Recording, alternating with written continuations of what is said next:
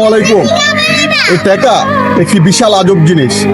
এই টাকা বিশাল আজব জিনিস, সেটার কারণ কিছুদিন আগে আমার একটি ভাই ট্রাভেল এজেন্সিতে একটি কাজ শেখার জন্য গিয়েছিল। আর বাংলাদেশে বিভিন্ন ট্রাভেল এজেন্সি আছে যেখানে মানুষ অনেক প্রতারণা হচ্ছে, দিনের পর দিন মানুষ প্রতারণা হচ্ছে ট্রাভেল এজেন্সিতে যাওয়া। আর এই টাকা কিন্তু বিশাল একটি আজব জিনিস। প্রথম বলছিল যে 60 থেকে 70 হাজার টাকা লাগবে 3 মাসের মধ্যে ট্রাভেল এজেন্সিতে চাকরি শিখাবে। তারপর আপনার দেখা গেছে 3 মাস শেষ হয়ে যায়, আপনার কাজ শিখায় না ঠিক মতো।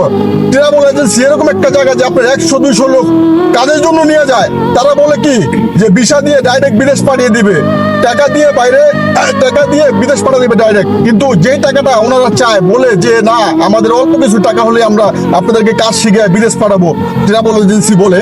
কিন্তু সেই ট্রাভেল এজেন্সি আপনার খালি বিপদে মানুষকে ফালায় কিভাবে। ফার্স্টে মনে করেন 60,000 টাকা নেয় 3 মাসের জন্য, তারপর আবার নেয় কি করে আপনার 1 লাখ 1.5 লাখ, এভাবে বাড়তে বাড়তে মানুষকে 20 লাখ 25 লাখ 30 লাখ পর্যন্ত এভাবে নিয়ে মানুষকে জিম্মে করে ফেলায়। তো টাকা কিন্তু বিশাল একটি আজব জিনিস। এই টাকার জন্য কিন্তু মনে করেন এজেন্সি নামের যারা আছে বাংলাদেশের ভিতরে, সবাই কিন্তু সাধারণ মানুষের সাথে এই টাকার জন্য প্রতারণা করতেছে। ট্রাভেল এজেন্সিগুলো আমি বলছি যে সরকারের কাছে অনুরোধ করি যে ট্রাভেল এজেন্সিগুলো আপনারা একটু দেখভাল করেন, একটু তদারকি করেন যে ওখানে কত দুর্নীতি হচ্ছে আর কত অকারেন্স করতেছে। এই টাকার জন্য কিন্তু ওনারা অকারেন্স করে। আর এই টাকার জন্য কিন্তু গরিব মানুষ ওখানে যায় চাকরি শিখতে, বিভিন্ন দেশে ইউরোপে যাবে এই চিন্তা ভাবনা করে।